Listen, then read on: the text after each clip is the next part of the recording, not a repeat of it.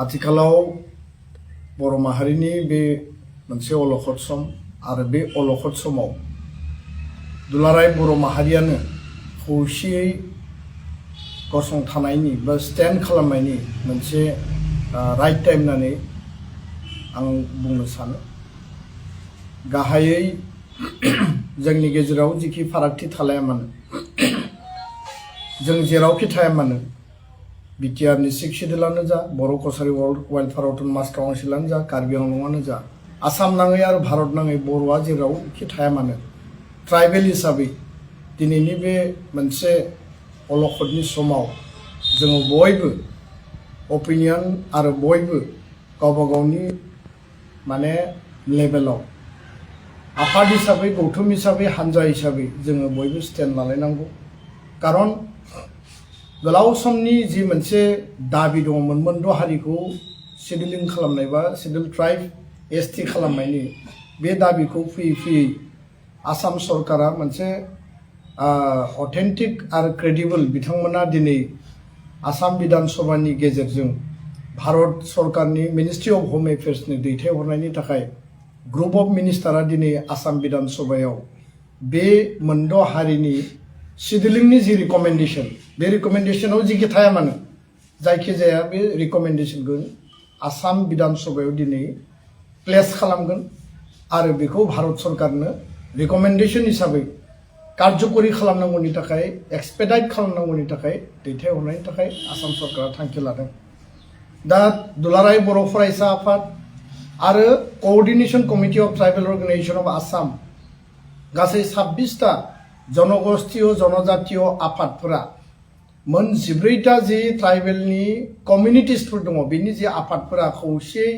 जथायै लोगो नांनानै जोङो गोलाव समनिफ्रायनो जोङो बिनि मोनद' हारिखौ जायफोरा पपुलास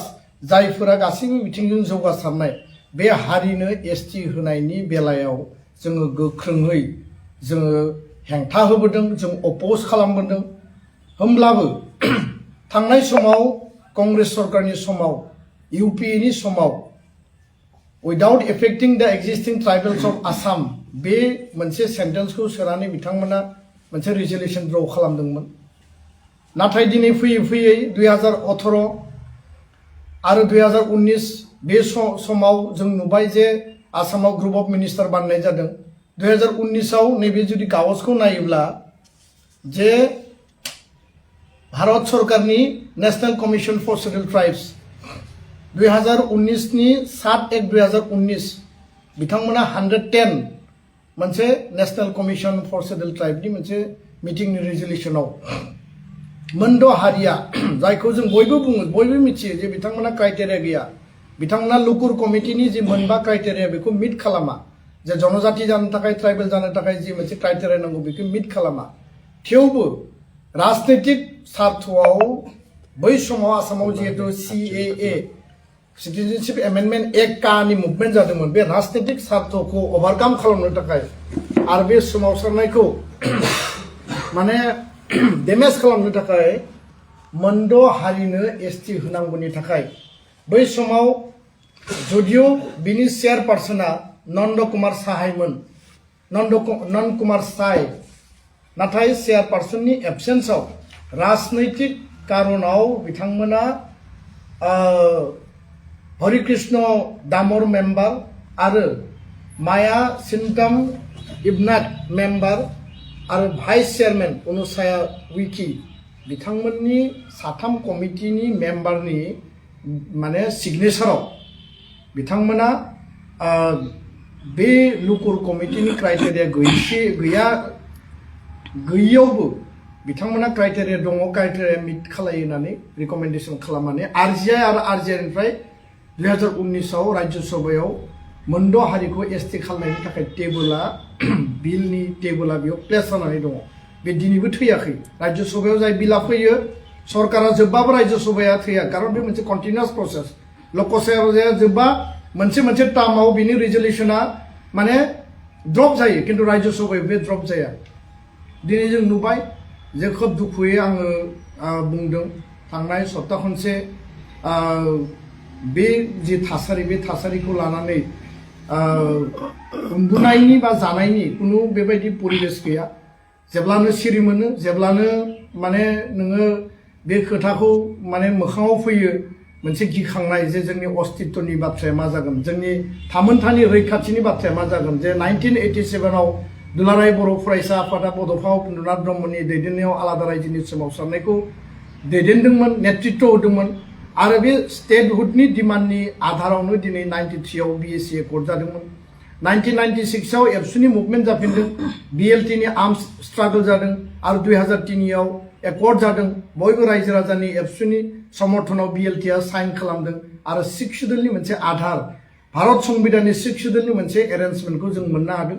जे बर'फोरा आसामनि गुबुन गुबुन जायगायाव दङब्लाबो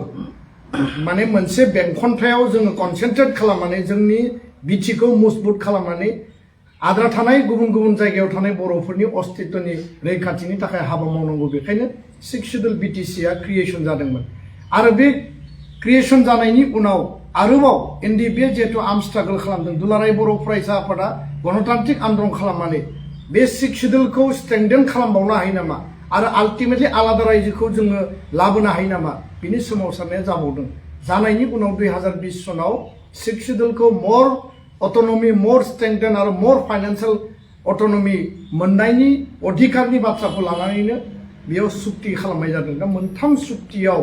जोंनि अस्तित्व जोंनि बे मोनथाम सुक्ति जाजासिम प्राय 5000नि बारा जोंनि माने जोंनि फंबाय बिनानाव आदा बाजै जोंनि आइ आफा जोंनि जायफोर बिग्रायारिस रिभलिउसनारिस बिथांमोना दिनै शहीद जालांबाय आरो शहीद जानायनि बिनिमयाव दिनै जोङो आलादा रायजोनि लामा हान्थिनानैनो दिनै जोङो मोनथाम एकर्ड मोनबाय मोनथाम एकर्डनि मोनसे बिथा हिसाबै जोङो BTR 6 schedule BTC 6 schedule council Bodo' Kachari welfare autonomous council आरो आद्रा थानाय कार्बि आंलंनि एसटि हिलनि इस्युखौ रिजल्भ खालामनांगौ दङ बेबायदि मोनसे थासारियाव आन्दोलन जोबनानै दिनै बर' हारिया गावखौ दानायनि थाखाय खामानि मावगासिनो दङ बर' हारिया गावनि अस्तित्व रैखा खालामनानै जोंनि राव हारिमु थुनलाइ जोंनि हा हु गासैखौ रक्षणाबेक्षण होनानै लामा हान्थिलांनायनि खामानिखौ मावगासिनो दङ दिनै आन्दोलननि 40-45ता बोसोराव जोंनि फंबाय बिनानाव जोंनि आदा बाजै जोंनि बिब' बिनानाव बिथांमोना मोजाङै लेखा फरायनो मोनदिया मोजाङै साख्रि बाख्रियाव इन्टारभिउ होनो मोनदिया गोबां कारनाव बिथांमोना बन्चित जाबाय आरो जोंनि हारिया टटेलि स्मेश आरो डेमेज जादोंमोन जातिनि अस्तित्व रैखानि बे आन्दोलनाव लामा हान्थिनानै किन्तु जातिया बे आन्दोलनजों जोङो जोंनि अधिकारखौ जों मोननोबो हादों आरो बे जोंनि मोनसे साक्सेस आरो बे मोनसे देरहासारनाय दा 1950 जि दा कन्स्टिटिउसन शेड्युल ट्राइब्स अर्डार 1950 दङ बेयाव आसामाव 9टा कमिउनिटिनो एसटि नि माने होनाय जादोंमोन बा एसटि बिथांमोनखौ बे जे स्टेटासखौ बिथांमोननो अधिकारखौ होनाय जादोंमोन नाथाय 2003 सनाव दा कन्स्टिटिउसन शेड्युल ट्राइब अर्डार 2003 आव फिन आरोबाव मोनबा कमिउनिटिनो एसटि माने होनाय जादों आरो बे गासै जे 14टा कमिउनिटि आथिखालाव दंखायो बिथांमोननि जिखिनि कैरेक्टारिस्टिक्स बिथांमोननि जे माने ट्रेडिशन्स कास्टम्स बिथांमोननि हारिनि जिखिनि कालचार्स गासैखौबो भित्तिजों नायोब्ला बे कमिउनिटि हिसाबै बिथांमोना बिराद लार्जार नङा जों जा एक्जिस्टिं जिखिनि 14टा ट्राइब्स दङ आरो बिथांमोननि बा जोंनि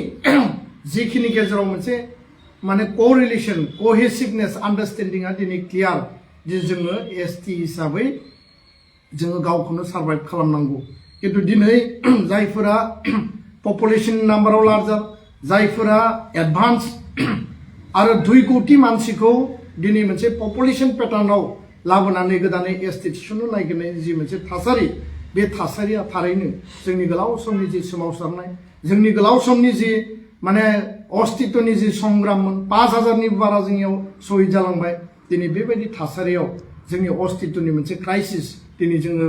माने फैनायखौ नुनो मोनदों आरो बेखायनो दुलाराय बर' फरायसा आफादा दिनै जोङो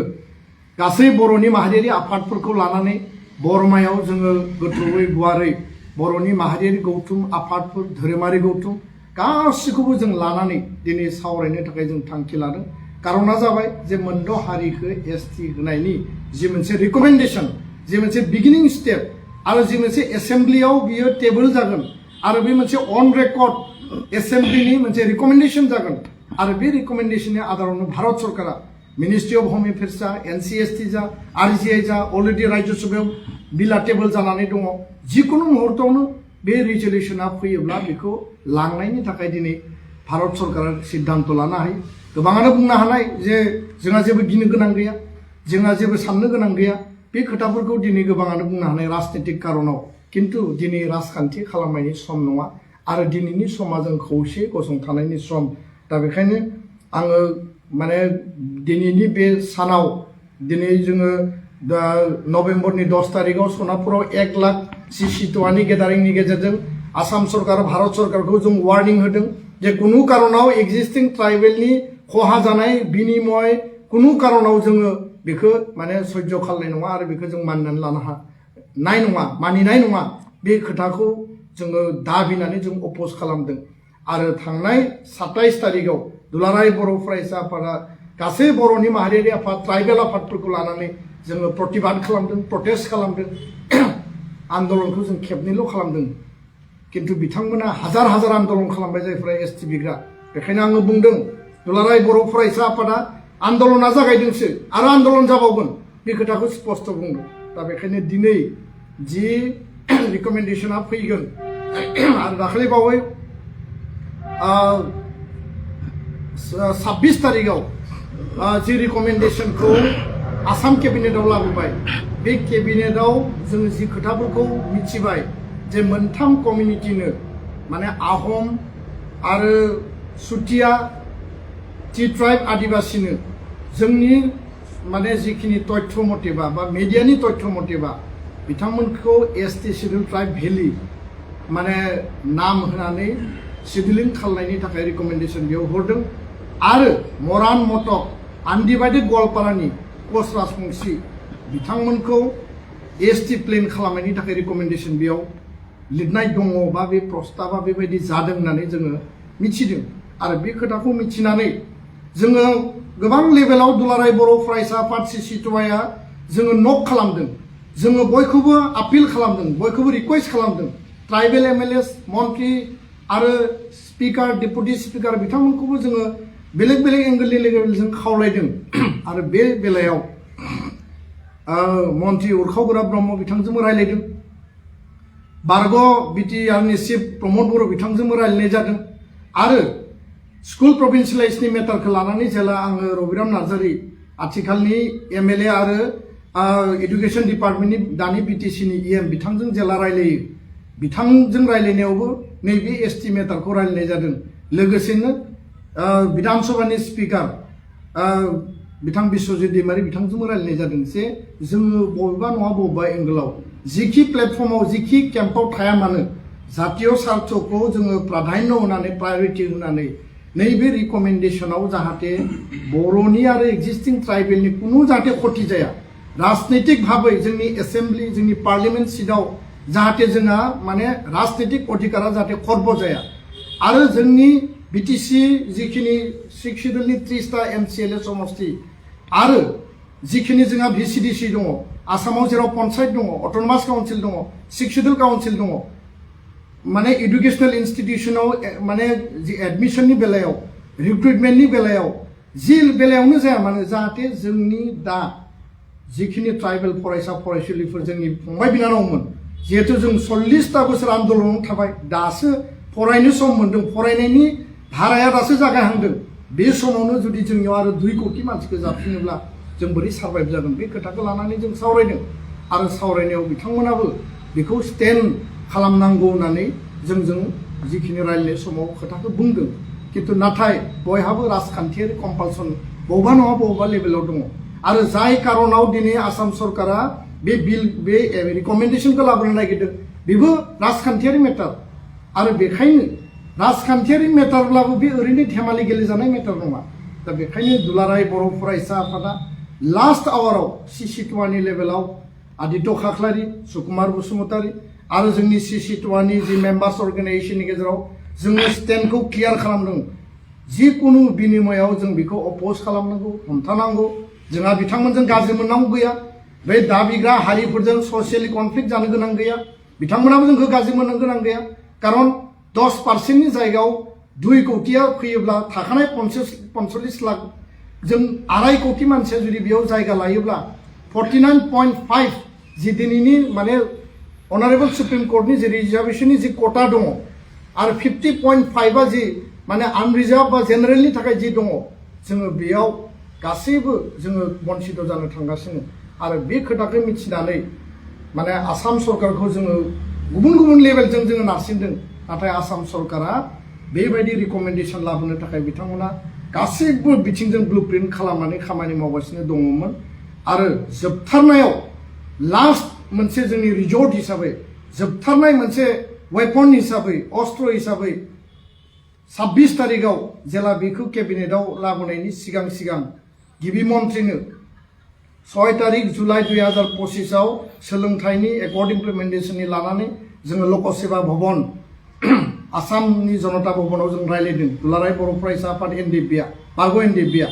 बिनि उनाव बिसायख'थि फैदों गिबि मन्थ्रिया जों जेबो जगाजग खालायाखै अथच जोङो एकर्डनि थाखाय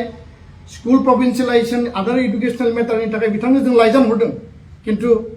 बे मास मोनबायाव बिथाङा जोंखौ बेबायदि स्पेस बा बेबायदि रायलायनायनि थाखाय बिसायख'थि थानायनि थाखाय बिथाङा स्कप होआखै किन्तु दाख्लैबावै जों उपाय गैयैयाव जिहेतु आसाम सरकारा बेखौ जोंखौ नारसिननायनि माने परिकल्पनायाव थांबाय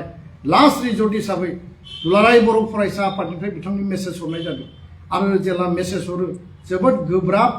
आरो जोबोद स्ट्रं जेला मेसेज हरो बिथाङा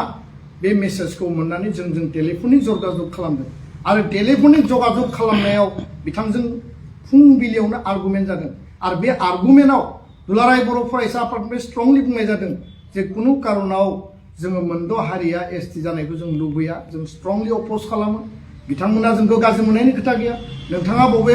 फर्मुलाजों बबे परिकल्पनाजों बिथांमोननो मा अधिकार होयो ओबिसिआव रिजार्वेशन होथों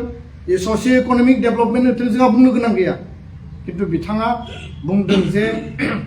बे खोथाखौ गोलाव समनिफ्रायनो रायलायबाय थानाय जादोंमोन दिनै जोङो बेखौ लाबोनो बाध्य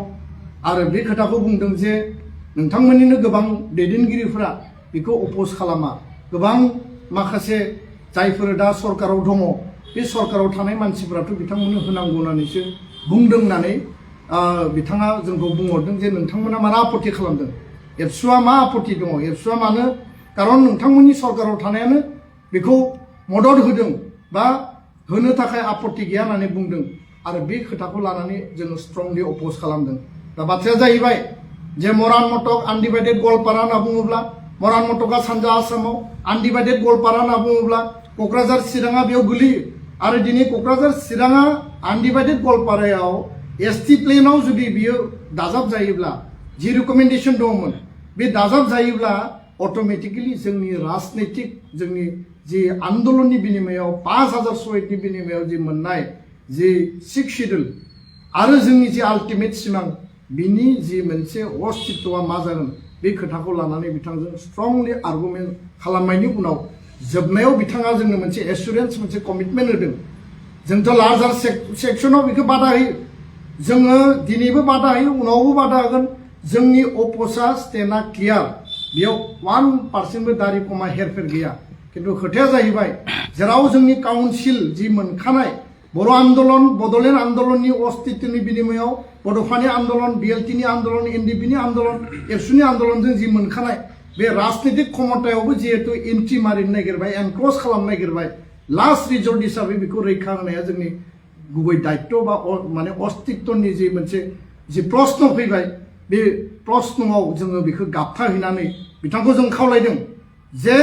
6 शिड्युलनि सिद्धान्त डिसिसनखौ जों लागोन आरो जोंनो हगारनानै हो आरो बेखौ नोंथाङा बेयाव स्पेसियेलि जोंनो मोनसे कमिटमेन्ट होनांगौ जे 6 शिड्युलनि सिंनि आनडिभाइडेडआनो जा मायानो जा बेजों खोथा गैया बिनि थाखाय बर' आफादफोरा काउन्सिल सरकारा स्टेक हल्डारफ्रा रायलायनानै जोङो जोंनि बायदि डिसिसन लागोन आरो बे पार्टखौ नोंथाङा जोंनो हगारनानै हो नोंथाङा बेखौ एनक्ल'ज खालामनाङा बे खोथाखौ बिथांनो जोङो बुंनाय जादों आरो बे खोथाखौ बुंनायाव बिथाङा कमिटमेन्ट होदों एसुरेन्स होदों जे बिटिसि बिटिआर 6 शिड्युलखौ रैखा खालामनानै जोङो मा खालामनो हायो जोङो माने नायनोसै होननानै बिथाङा जोंनो कमिटमेन्ट होदों दा जोङो दिनै नुगोन जे आल्टिमेटलि बिथाङा जोंनि कमिटमेन्टखौ लाखिखो ना लाखियाखै लार्जार इन्टारेस्टआव लार्जार सेक्टराव जोंनि एसटि भेलियानो जा एसटि प्लेन हिलानो जा भारत नेशनेल लेभेलाव एसटिआ मोनसेयानो आरो दिनै मिनाया इउपिएससिआव मेडिकेल इन्जिनियारिं बेंकिं रेलवे गासैबो निट बा नोङो माने नोङो जि एडभान्स जि मेन्स गासैबो दिनै बिथांमोना बे कटाखौ लायो बे लेभेलाव जोङो माने अलरेडि जों गैया जाखासिगोन मिनानि उनाव दिनै आहमा गासैबो दिगजों बिथांमोना डेभेलप 600 बोसोर रायजो खुंनाय जे आहम बिथांमोना इडुकेसनेल इकनमिकलि बिराद एडभान्स आरो दिनै मिनानि उनावनो आहमा कटा लायोबा बर' मिसिं राभा देउरि आरो बाखि फिसा फिसौ जिखिनि जोंहा ट्राइबेल ग्रुप्सफोर दङ बिनि अस्तित्वआनो थाखानाय नङा नर्थ इस्टआवबो हेम्पार गोलैगोन अल इन्डिया लेभेलावबो बियो हेम्पार गोलैगोन आरो नेशनेल लेभेलनि कटाया मिना आरो आहमनियावनो गासिबो माने 7.5%आ बेयाव कब्जा जाहैगोन आसामनि बेलायाव भेलि खालामनो हानाय किन्तु अल इन्डिया लेभेलाव जोङो सेस जागोन आरो दिनै बे खोथाखौनो साननानै जोङो लार्जार इन्टारेस्टआव जोंनि प्रटेस्टआ जेब्लाबो थागोन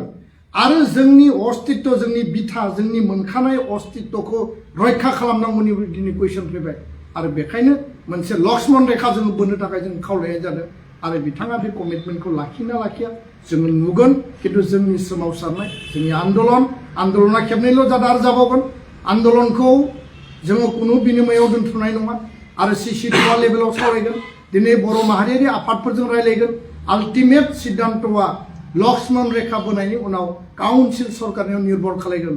आरो बेबो साननो गोनां बिथांमोना अलरेडि 2016आव बेखौ एनअसि हरखानानै दोनदों आरो गोदानै बुंबावदों जे जोंहा जेबो आपत्ति गैया होननानै आं खावलायगोन काउन्सिलखौ जायफोरा नेतृत्व होदों दैदेनदों जाय काउन्सिलनि मुरब्बि बिथांमोनाबो रिथिंकिं खालामनांगौ बिथांमोनाबो बे खोथाखौ सानफिननांगौ आरो गिबि मन्थ्रि आसाम सरकार आसामनि ग्रुप अफ मिनिस्टार गासै ट्राइबेल एमएलएस आरो मन्थ्रिस बिथांमोनखौबो आं खावलायदों बे जि रिकमेन्डेसन बेखौ उइथड्र खालामनाय बेखौ रिभिउ खालामनाय बेखौ गोदानै माने नायफिननायनि थाखाय डिसिसना फैनांगौ दिनैनि एसेम्ब्लियाव दिनैनि बिधान सभायाव बिनि थाखाय स्ट्रं अपोज खालामनांगौ आं बेखिनिखौनो खावलायबाय बाखि बाथ्राखौ जोङो दिनै आफादफोरजों माहारियारि गौथुमफोरजों जों दिनै रायलायगोन बर'नि आफादफोरजों बिनि उनाव आरो मोनाबिलियाव सिसि2नि गुवाहाटीनि ट्राइबेल रेस्ट हाउसआव जोङो गासै सिसि2नि स्टेक हल्डार माने मेम्बार अर्गानाइजेसनफ्रा जों सावरायगोन बिनि उनाव जोङो थांखिखौ जों लागोन जे जोंनि उननि जि परिकल्पना जोंनि बे रिकमेन्डेसननि सायाव जोंनि अस्तित्वनि जि क्राइसिसनि समाव जोङो मा मावलांगोन बे खोथाखौ जोङो रायजो राजानो जों फोरमायगोन गोजोन्थों माखासे जिथु सांग्रां नोगोरारिफ्रा बिथांमोना सावरायबाय थादों दि मोनद' हारिनो जुदि एसटिखौ होमारनाय जायोब्ला आबसुआ फिन डिभाइडासन 50-50 ओंखारनांगौ होननानै बिथांमोना बुंबाय थादों मा बुङो बिनि सायाव नोंथांनिफ्रायबो मोनसे पस्टआव ओंखार दुलाराय बर' फरायसा आफादा जेब्लाबो जोंनि स्टेन्डआ क्लियार जोङो हारिनि जिखिनि सम आरो थासारि बे थासारिखौ नायनानै जोङो हाबा मावबोदों आरो जेब्ला जोंनि अस्तित्वनि थाखाय जि क्राइसिस फैदों जोंनि थामोनथा रैखाथियाव जोंनि सेफगार्ड जोंनि हा हु राव थुनलाइ जोंनि रांखान्थि जोंनि सोलोंथाइ जोंनि राजखान्थियारि संबिधानिक अधिकारनि जेला जोंनियाव भाबुकि फैदों जोंनियाव क्राइसिस फैदों दुलाराय बर' फरायसा आफादा मालाबाबो जों जिरायनानै थायाखै दा बेखायनो दिनै बे जि मोनसे थासारि बे थासारिखौ जोङो माबायदि ओभारकाम खालामगोन बे थासारियाव जों बोरैहाय गसंथागोन आरो बयबो खौसे गसंथानायखौ जों लुबैदों रावबो इउपिपिएल रावबो बिपिएफ रावबो बिजेपि जायफोर बर' नेतृत्वफोरा दिनै गुबुन गुबुन पलिटिकेल प्लेटफर्माव दङ जों इउनाइटेडलि जों बयबो फाइट खालामनांगौ जों बेखौसो लुबैदों बर' आफादफ्राबो खौसे जानांगौ आरो जोङो बे समाव जोंखौ जुदि गासै बिथिंनिफ्रायबो जुदि आक्रमण खालामनानै जुदि गाफ्लेनो नागिरब्ला जि अधिकारखौ जोङो शहीदनि गोथां थैनि बिनिमयाव जों मोनबाय आरो जि अधिकारखौ लानानै बर' हारिया थांना थानायनि सिमां नुदों आरो लामा हान्थिलांनायनि सिमां नुदों बड'फानि आदर्शजों गेरेमसा हारि दानायनि सिमां नुदों बे गासैबो बिथिंजों जुदि आक्रमण जायोब्ला नङा होमबा बांलादेशनिफ्राय फैनाय मानसिफ्राबो जोंनि हा हु सेयोब्ला जोंनि पलिटिकेल राइट्सखौबो जुदि सेयोब्ला आरो गोदान गोदान माखासे पलिसि माने आसनि लाबोनानै दिनै जुदि जोंखौ सेयोब्ला दिनै पलिगामियाव मा दङ सिक्स शेड्युलखौ रेहाय होदों आरो सिक्स शेड्युलाव रेहाय होयोब्ला बर' आरो दिनैनि ट्राइबेल मानसिफ्राथ' बेबायदि कास्टम एन्ड ट्रेडिसन गैला जे सानै साथाम साबा हाबा खालामनाय गोदो दङमोन मोनसे समाव खिन्थु दिनै जायफोरा माल्टि मेरेज सिस्टेम खालामनायनि टेन्डेन्सि लाखियो आं बे हारिनि नामखौ लानो नागिराखै लायोब्ला बिथांमोना गाज्रि मोनो दा बे जायफोर हारिया माल्टि मेरेज सिस्टेमनि टेन्डेन्सि दङ बा हाबा खालायो बिथांमोननि जनसंख्या जुदि बारायोब्ला बर' हारिनि जनसंख्या 10 बोसोराव नायलाय मा जायो दा बेखायनो गासै बिथिंजों जुदि जोंखौ आक्रमण खालायोब्ला जोंखौ जुदि गासैथिंबो सेबजोबनो नागिरोब्ला आल्टिमेटलिथ' आलादा रायजोनि बादै जोङो बिकल्प गैया आरो बिनि थाखाय जोङो परिकल्पना खालामनांगोन बिनि थाखाय जों थांखि लानांगोन आबेगाव जोङो खामानि मावनानै जों जाया आबेगखौ जोङो जास्टिफिकेसनाव आरो जोङो मोनसे जोंनि स्ट्रं आरो स्ट्रेंथआव जोङो बिल्ड आप खालामनानै आल्टिमेट टारगेटसिम जों थांनांगोन दा आवासा ओंखारदों आंबो लुबैयो दुलाराय बर' फरायसा आफादाबो लुबैयो खिन्थु जों नायदों जे बे समखौ जोङो बे थासारिखौ माबायदि ओभारकाम खालामनो आरो जोंनि आल्टिमेट गलखौ जोङो बोरै लांनो दा बेखायनो जोङो सरकारखौ वार्निं होदों सरकारखौ जों खावलायदों दाबि होदों दिनैबो दाबो सम दङ बे रिकमेन्डेसननि सायाव पुनर बिबेचना खालामनांगौ रिभिउ खालामनांगौ उइथड्र खालामनांगौ आरो बिनि थाखाय आसाम सरकार भारत सरकारा सरकारखौ जायफोर सालायदों सरकाराव जायफोर दा पार्टनार दङ सरकाराव जायफोर दा मुरब्बी हिसाबै दङ बिथांमोना बयबो बिनि सायाव रल आरो रेसपन्सिबिलिटिखौ लायोब्लानो जोंनि जि थासारि बे थासारिखौ जोङो ओभारकाम खालामनो हागोन बा बे थासारिनिफ्राय जों उदां जानो हागोन होननानै जोंहा फोथायनाय दं गोजोन्थों सार नोंथांनि बायदिब्ला सम आरो थासारिखौ नायनानै आलादा रायजोनि थाखाय सोमावसार बे जि थासारि बे थासारियाव नैबे जि माने सिडिलिंनि जि मेटार नेशनेल लेभेलाव जोंहा एफेक्ट जागोन स्टेट लेभेलाव जोंनि रिजार्भेसनाव बे एफेक्ट जागोन पपुलेसना 2 कोटि बारायनाय लोगो लोगो बेयाव ब्रेकआप खालामदोंब्लाबो बेयाव भेलिनि संख्या बाङोब्ला बेयाव एसटि प्लेननि संख्या माने खमायोब्ला पपुलेसननि अट'मेटिकेलि भेलियासो रिजार्भेसनाव माने स्टेटास मोनगोन खारन जायनि संख्या बारा बिनि रिजार्भेसनासो बारा जागोन दा बेखायनो संबिधान संशोधन खालामनानै जिकुनु खामानि मावनो हायो आरो थांनाय 10-15 बोसोराव जों नुबोदों भारतआव राजखान्थि कारनाव राजनीतिक कारनाव संबिधान संशोधन खालामनानै खामानि मावबोनायखौ जोङो नुदों दा बेखायनो माने जायफोरा दिनै बुंदों जायफोरा बैसोगोरा सानफ्रोमबो न' सिङाव जिरायनानै माने जुक्ति तर्क होग्रा जायफोरा पण्डित बे पण्डितफ्रा दिनै बहा गोमानानै दङ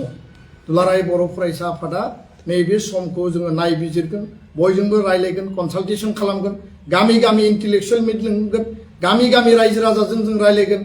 आरो जोङो गोनां जायोब्ला जोंनि आल्टिमेट थांखि जे आल्टिमेट थांखिसिम आलादा रायजोसिम जों थांनो थाखाय बाध्य जागोन नाथाय बे समाव जोंनि बे नैबे थासारिखौ लानानै सावरायनांगौ बुजिनांगौ रायजोफोरनो बुजाय होनांगौ रायजोफोरा जोंनो रायजो राजाया इन्टेलेक्सुयेला जोंनो मतामत होनांगौनि बे सम आरो बे मबिलाइजेसननि एवारनेसनि थासारिखौ जोङो खालामनायनि उनावसो नैबे परिकल्पनाजों मोनद' हारिनो एसटि होनायनि परिकल्पनाजों जोंनि अस्तित्वखौ मा खालामनो नागिरदों बबे लामाजों लांनो नागिरदों बेखौ गासैबो बिथिंजों नायबिजिरनायनि उनावसो आल्टिमेट जोंनि सिद्धान्तआ जागोन गोजोन्थों